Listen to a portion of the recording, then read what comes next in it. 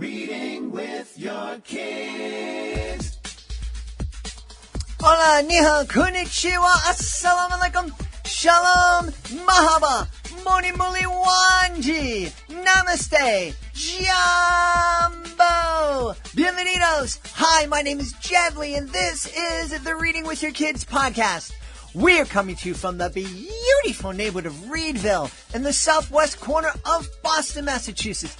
We are so delighted and so very honored that you are joining us in our mission to help families grow closer through reading.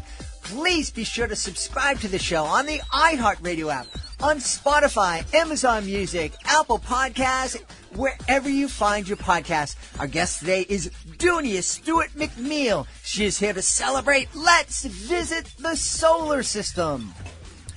Before we invite Dounia in to talk about visiting the solar system, I'd like to talk to you for a moment and ask you to consider taking a virtual visit to one of my favorite places in the whole wide world, the East Boston branch of the Boston Public Library, the very first municipally funded branch library in the country. It's celebrating its 150th birthday, and I am going to be presenting a virtual performance of my magic show. The magic between us is respect and kindness, and you're invited.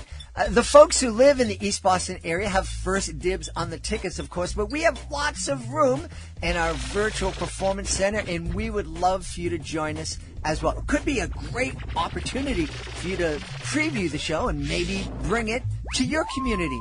Check it out. Go to the East Boston branch of the Boston Public Library Facebook page to get more information. It's happening 1 p.m. Eastern Standard Time in the USA on March 27th. Joining us right now from the southern part of the United Kingdom, she is here to celebrate her wonderful picture book, Let's Visit the Solar System. Please welcome to the show, Dounia Stewart McMeel. Dounia, how are you? I'm fine, thank you. How are you? I'm wonderful. Dounia and I were having a lovely conversation. She was telling me that she is... and her town is farther enough south that it was the only place in the UK yesterday that did not get snow. But very sad by this. My mum got snow, my sister got snow. We're talking roads covered, snow on cars, and we got nothing. Now, tell me, in the UK, that here in the United States, there are obviously areas where it snows very infrequently. My daughter is living in Baltimore, which is in the mid-Atlantic area, and they don't get a lot of snow down there. And occasionally, once in a decade, they get snow in the city of Atlanta. And when it does snow there, I mean, a half an inch of snow can shut down the cities. And just is that what happens in the UK when it snows? Pretty much, yes. Very much so. Roads get closed. We try and grit the roads beforehand, but usually we've gritted it like a week before the snow actually decides to appear. So, yeah, things just go badly. We get, being in Kent, if it snows, we get to go home early just in case we get snowed in. But I'm originally from London, spent most of my life there, and yeah, everything just shuts down. No tubes, no buses, lots of traffic. It's horrible. Now, we use the inches for measurement here, but how much snow would shut down a city? I'm just curious. For London, it doesn't take that much. If we can't get on the roads, that's it. Everyone's just stationary. I was on a bus once that was trying to go up a hill and couldn't because of the ice, and it started coming back, rolling back down the hill. Ooh. So as soon as it stopped, it decided it was not going to try anymore, and we all had to go home, walk home. It was a good half an hour walk or so. Wow. Well, we regularly get, we had 14 inches of snow on the night before Halloween here in Boston, and we just all drove. And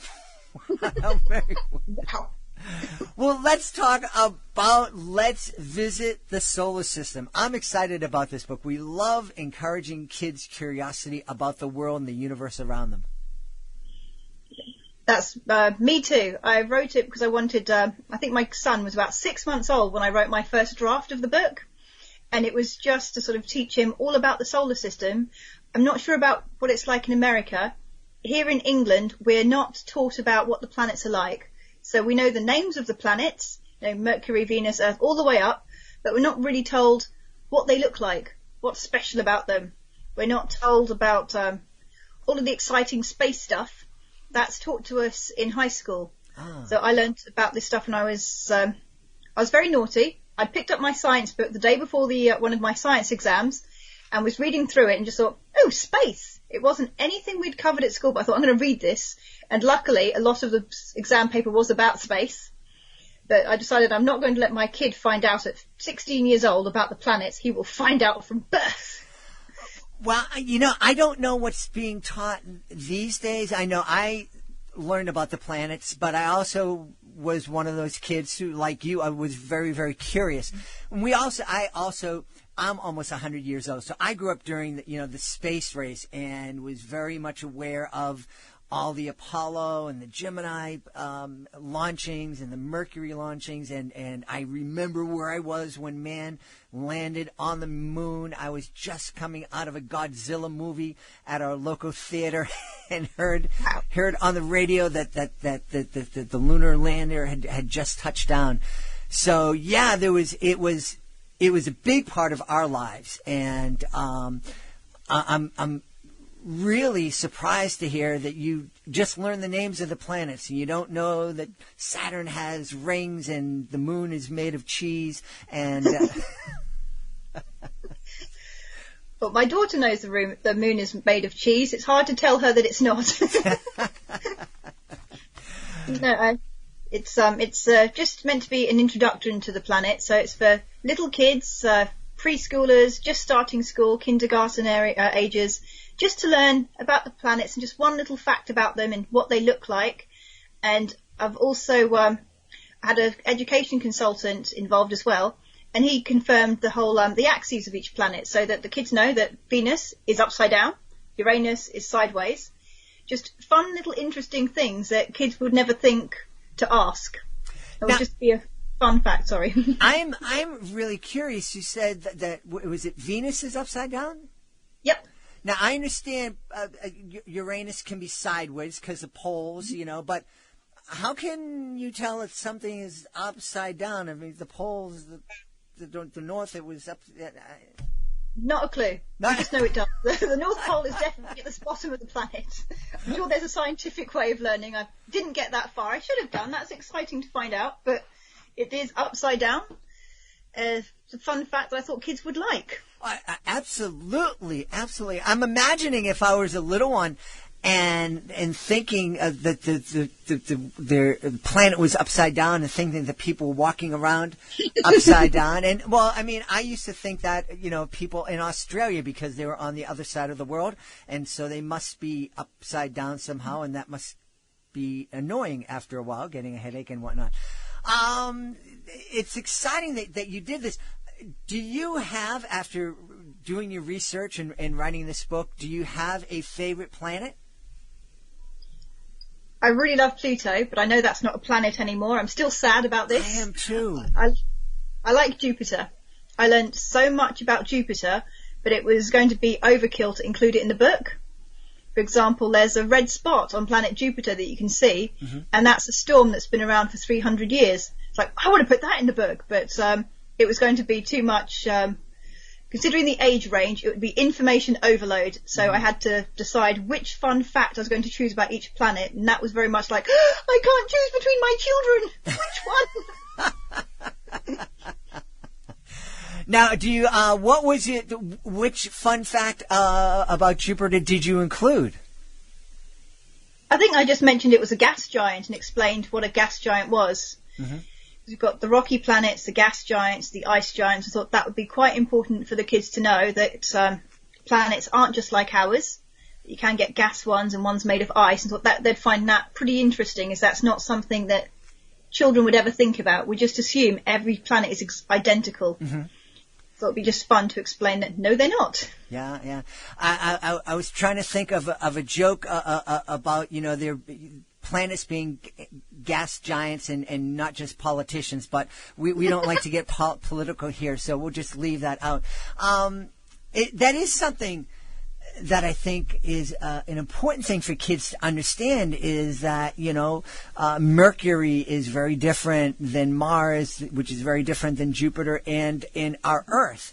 I think growing up, I always thought, someday we'll just get in a rocket ship and go to Mars and we'll all live on Mars. That's pretty much what I thought too. I'm disappointed it hasn't happened yet. Come on, Elon Musk, get a move on. You want to live out there.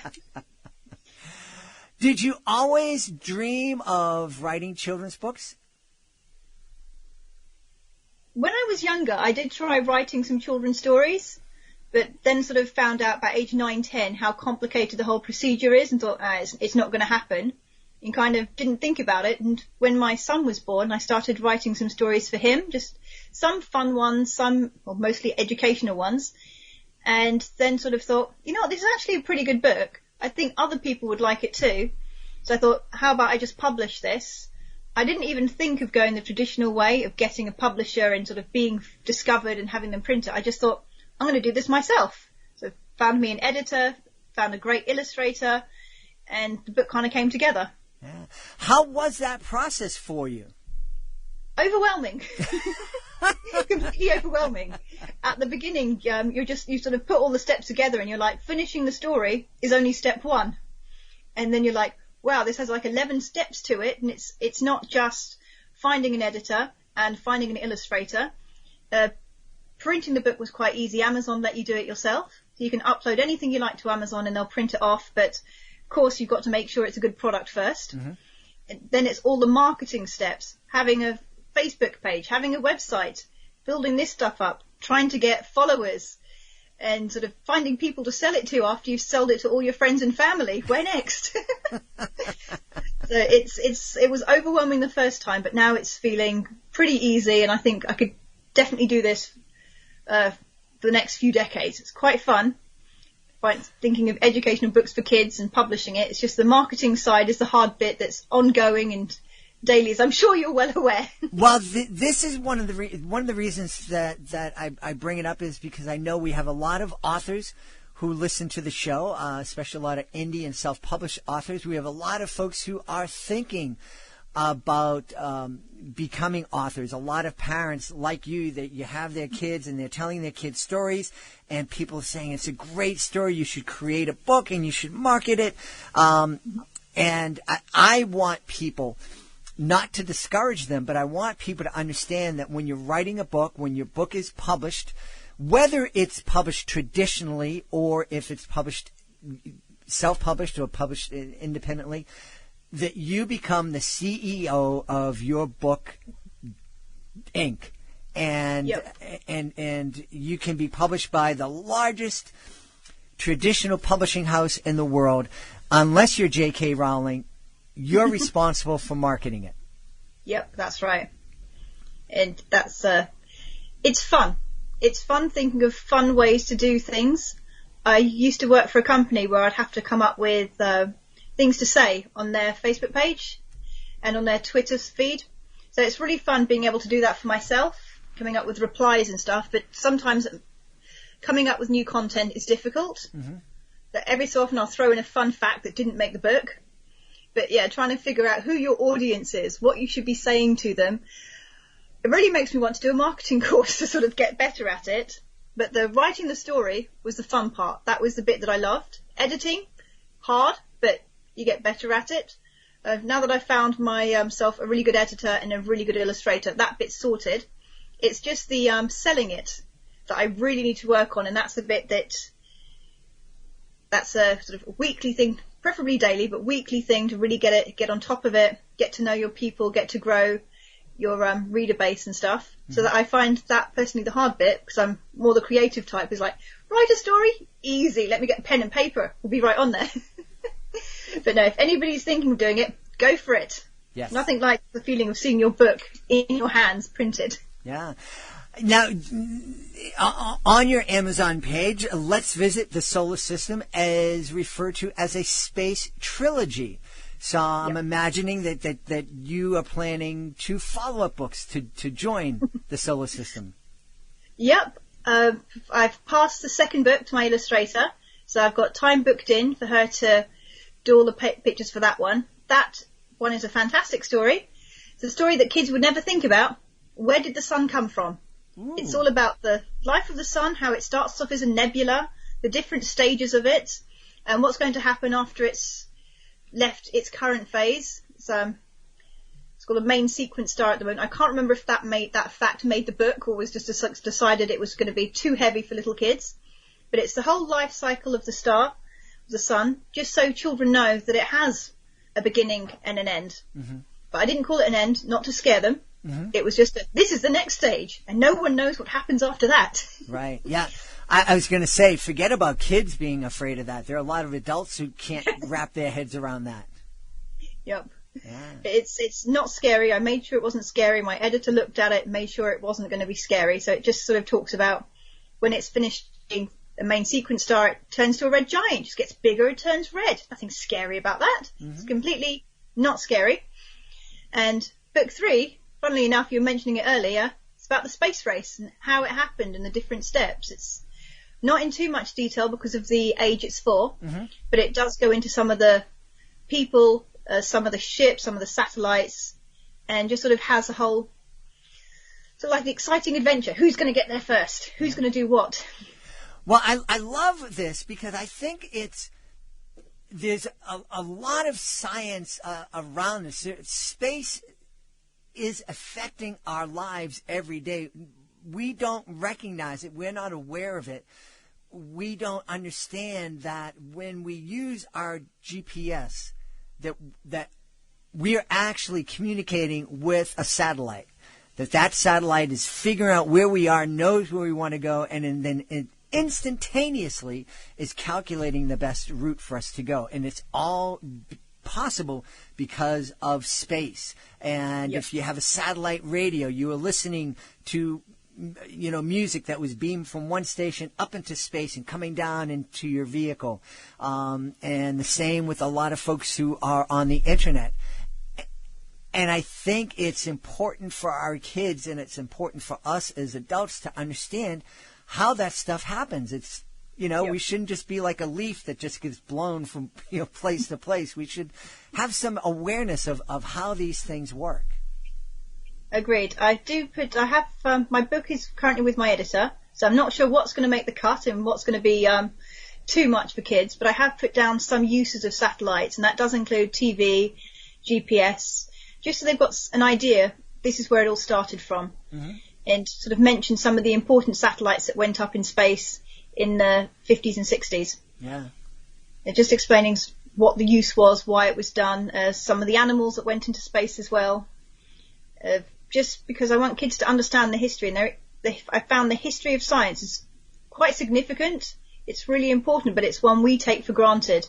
We just use everything and don't really think about all the steps it took to get there. Yeah. I mean, just everything, computers, TVs, they've all got this whole history, all of these people who contributed to get it to where we are today. And I really want sort of kids to be able to engage with that idea and sort of think things do have a past. I can't really get them to think of the future, but in my space race book, I do hint at the mission towards Mars as our current race. So I think it's important. You were mentioning the fact that a website like Amazon allows an independent author to, or family, your kid writes the cute little picture book and draws pictures. You can go to Amazon and have that printed, and you can print up 20 of those at a very reasonable price to give out as Christmas presents. And the fact that not too long ago, we're just talking maybe, not millions of years ago, books were written out by hand. That's how you created a book. Someone sat down, usually a monk with a candle, and he copied the Bible by hand, and those were the only books that were available. And today, boom, in an instant, a book can be printed and hundreds can be sent out, and you don't need to be a titan of industry, controlling a publishing company. We have a voice there, and I think it's important for kids to understand all of what went on to make what we have today possible. Agreed. Completely agree with you 100%. Kids do need to know this kind of stuff. They do. I talk to my son constantly about, and my daughter, about the history of everything, where even just if they'd been born 30 years ago, they'd only had 4 channels. Wouldn't have had YouTube growing up, for goodness sakes. And yeah, it's sort of amazing how far things have come. And my son, he does ask me, how long ago things were. And we put it into context of who in our family was a baby at the time. So even talking about the pandemics, telling him about the last pandemic was the Spanish flu in 1918. Great granny wasn't born then and she's almost 100. And it sort of helps put it into perspective. Not that he has any real concept of these numbers, but it helps put it into, right, so there was the Spanish flu, then great granny was born, and sort of it's how we learn about everything. For 4-year-olds don't really grasp, 10 years, 20 years, or 2 years, no idea. So putting it into terms of how old I was as a child kind of does help him a little bit with understanding how far things were. But even then he gets confused and did ask me, how did great granny cope with the dinosaurs? Did she get to ride any? And he's like, no, not quite. A few million in there. It's like, oh, who was alive around then? Nobody. There was no people then. Yes. Well, I had a favorite stegosaurus that I used to take to school. I'm curious, what does your son think when he picks up and is able to hold his mom's book in his hands? He loves it. He really enjoys me when I tell him, oh, we sold another book. He's like, wow, somebody else will know about me because I've made the main character his name. He's the one who inspired me to write it. So he's like, somebody else will know about our family. They'll know all about me, Sebastian. I'm like, yes, of course they will. Because I mention our whole family in that book. I don't. I wouldn't do that. It's just his name. And he's an alien, but he still thinks everyone will know him. And he's very happy to get his name out and people will learn about him and us. And he loves it. He loves having the book around to give to people. That is wonderful. Well, I know folks are going to want to know more about you. You mentioned that you were on Facebook. Tell us all the places people can find you online. On Facebook, I'm under the name Learning Excitement, which is my publishing company name. On Twitter, they wouldn't allow that name. I think there was a swear word when you put the things together or something silly. So I don't know what it was. They weren't happy with it. So that's Learn the number 2, Excite. Learn to Excite. There is an Instagram page, but I'm not on it much and can never remember it. But I think it's also Learning Excitement. I haven't quite gotten used to Instagram, but Facebook is 100% facebook.com/learning excitement. And you'll get random updates from me, random facts that didn't make it to the cut, and information about my new book when it comes out in a few more months. Excellent. We've had a great time exploring the solar system with the author of Let's Visit the Solar System, Dounia Stewart McMeel. Dounia, thanks so much for being part of the show. Thank you very much for having me. It was great fun. Thank you. Please be sure to join us for the next episode of the Reading with Your Kids podcast. Our guest will be Beth Anderson. She'll be here to celebrate Smelly Kelly and his super senses. That's the next episode of the podcast. If you are the author of a beautiful children's book, you may be surprised to learn that there are literally thousands of books published every single month. You probably didn't know that when you set out on your journey to become a children's author, especially if you set out on that journey to become an independent or self-published children's author. Probably no one told you, hey, look, every month, thousands of books are published every single month, so that when your book is published, it'll be one of a couple of thousand. Because if they had said that to you, you would have said to yourself, well, how is my book going to stand out? And you should still be asking that question. Well, we have an answer for you. The Reading with Your Kids Certified Great Read Program. It's a fantastic program that's helped loads and loads of authors. So many authors have come back and had 3 or 4 different books submitted to this program. Basically, our panel of teachers, parents, and kids, if they believe that your book is worthy of 4 or 5 out of 5 stars, it becomes a certified great read. And with it comes a number of really fantastic tools that can let a very busy parent or grandparent know that your book is worthy of their consideration. You can check it out today by going to our website, readingwithyourkids.com. Click on the Authors Click Here button at the top of the page. Scroll on down to where it says Certified Great Reads. Want to thank the folks who made today's show so wonderful. Of course, we want to thank our guest, Dounia Stewart McMeel. Please be sure to check out Let's Visit the Solar System. Also want to thank my team, Alejandra Doherty, Fatima Khan, Alexia Brown, Hannah Pat Oboyski. I want to thank my beautiful wife for all the support she gives me. I want to thank Augie the doggy for having my back here in the studio. But most of all, we want to thank you. That's right, we all want to thank you for taking the time to join us, for taking the time to subscribe to the show, by taking the time to tell your friends about the show, but most of all, by taking your time to make the world a better place by reading with your kids. I'll be looking for you the next edition of the Reading with Your Kids podcast.